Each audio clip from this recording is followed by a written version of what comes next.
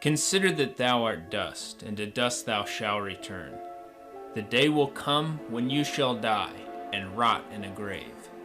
The same fate awaits all, high and low, the prince and the peasant.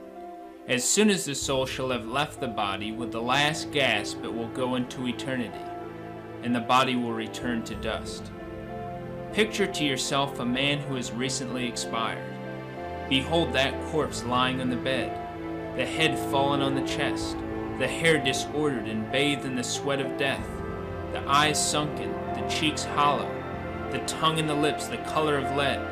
The body grows cold and heavy. The beholders grow pale and tremble. How many at the sight of a deceased parent or friend have changed their life and left the world? But still more horrible is it when the body begins to decay.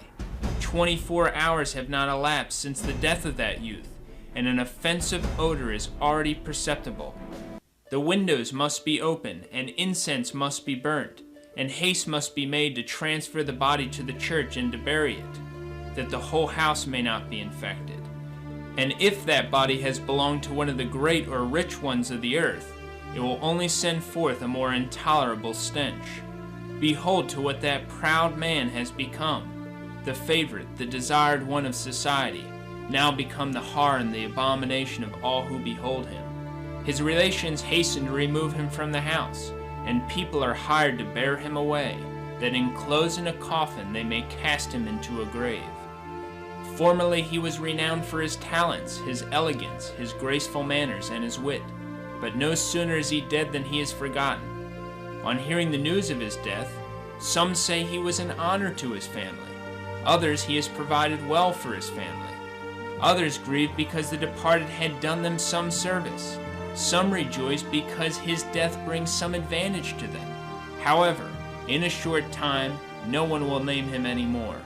In the visits of condolence, other things are talked of, and if anyone should chance to allude to the departed, the relations exclaim, "For mercy's sake, never name his name to me."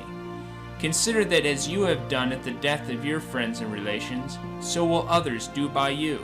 At first relations are afflicted for some days, but they quickly console themselves with that share of property which falls to them, so that in a short time they will rejoice at your death, and in that very room where you have breathed forth your soul and been judged by Jesus Christ, they will dance, eat, play, and laugh as before, and your soul, where will it be then?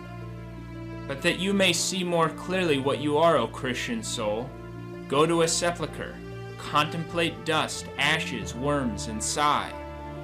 Behold how that corpse first becomes yellow, and then black.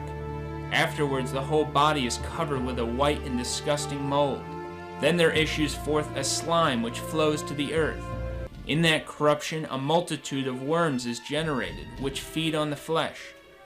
The rats feast on the body, some on the outside, others enter into the mouth and bowels. The cheeks, the lips, the hair fall to pieces.